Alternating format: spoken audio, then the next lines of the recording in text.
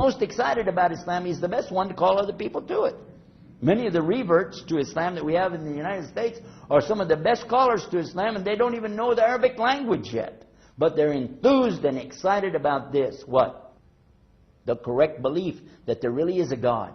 And there's proof of this God. Hard evidence that shows without any equivocation that Allah exists. He's one, and He has the total authority of everything in the universe. And He's revealed to us His book, His Quran. And this is also a big part of the da'wah, is to call the people to read this book in the Arabic language. I know a lot of people tell me, why do you have to read in Arabic? Why don't you read it in another language? Allah revealed it in the Arabiya. And if you said, well, I don't know Arabic, so I can't be a Muslim. That's not true. Many people are Muslim today don't know their Arabic language. But the more you want to learn, the more you want to do, then it's worth it for you to spend 6 weeks, 8 weeks, and begin to learn what is Arabic, how do I read it, how do I understand it. Nobody's going to tell you can master the Arabic language in 2 or 3 lifetimes, much less a short period of time. But you don't have to master it to read the Quran. All you need to do is get started. We have some help for that, by the way, on our website. And I'm sliding off to a commercial. I'm good at that, by the way. I wanted to visit our websites and check it out. Learn how you can get involved in Islam more. You can learn about the Quran by translation and then begin to learn what these words mean. Today I've talked about several of the words. I talked about maruf, I talked about munkar. I told you about the word da'wah and the word du'a. And maybe you knew these, maybe not. But the point is, that's where you start, one by one by one. You don't try to accomplish a journey by taking one step to go all the way from here in Bangalore, India, to Washington, D.C. Instead, it's the first step you take to get out the door. Then to the car, then to the airport, then across the pond, as we used to call it, and so on. So you know that every journey that you take starts with a single step. And each of us is responsible to take the first step. Nobody's asking you to do more than you know, but do what you do know. Be the best of what you can as a Muslim. Now, I know that some of the things I've said today may be a little new to you, or maybe not the way you understood it before. But it's okay. Take your time. Take your Quran and begin to read and think about it. If you don't know the Arabiya, at least read the translation that you have and reflect and ask Allah to guide you. Even if you know the Arabic language, doesn't mean you know what's real Islam. This only comes from the guidance of Allah. And He can guide people with whatever He wants, any way that He wants. So we start inside of our heart. And we start real da'wah with du'a. And we say, oh Allah, guide me. Guide my steps. Guide my path. Guide my tongue. Guide my eyes. Guide every part of me to be on the Sirat al-Mustaqim, the straight path. And I'm praying for the guidance for myself first.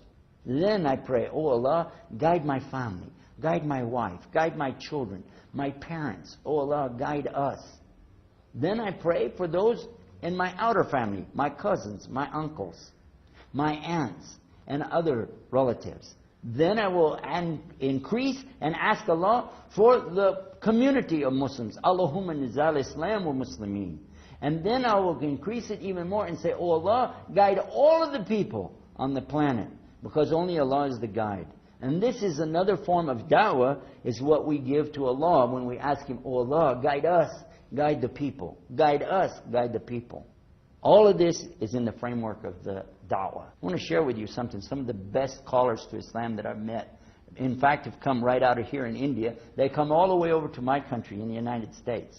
And they shared with me something many years ago, and I learned this. It was a beautiful analogy. They said a person calling to Islam is similar to a farmer who is planting seeds in the ground. Because the farmer, in the daytime, he's planting his seeds. Hard working, taking care of the crop, cleaning the weeds away from it. And then he's what? He's trusting God to do something, but he's asking God, oh Allah, make it rain. Oh Allah, make it rain. So in the daytime, he's planting and taking care of his crops. Then in the night, he's praying and crying, oh Allah, make it rain. So in the same way, the one who calls to Islam does this. In the daytime, he plants the seeds. He tells the people, La ilaha illallah. There's no God to worship except Allah. Do deeds of righteousness. Do goodness. And be kind to each other. Be charitable with each other. This is all a part of Islam. And then in the night, he gets up and he waters the crop. How does he do that? He does his da'wah to Allah. At night, oh Allah, accept from me this effort that I've made. Oh Allah, accept from my parents. Oh Allah, accept from my relatives. Oh Allah, accept from the Muslims everywhere. Oh Allah, accept from the people on the planet, and make all of us submit to you on your terms, and make all of us good people. This is the best way. Dawah in the day, dua in the night. And this will complete you as a human being. Constantly trying to be better at whatever you do. As a Muslim, be the best that you can. And then, in the night, ask Allah, oh, forgive us for the shortcoming, accept from us, and guide all of us. What better way can we imagine to do this da'wah, the calling to Islam?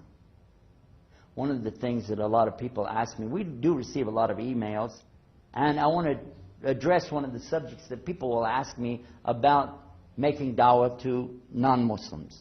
How do we give this invitation to someone who's not a Muslim?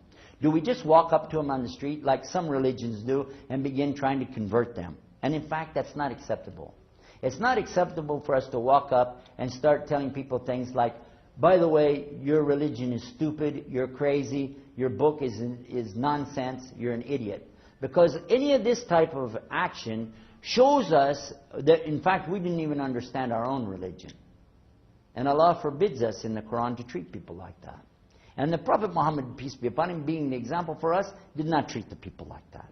When he called the people to the belief, he simply stated to them, there really is a God. He's one. He has no partners.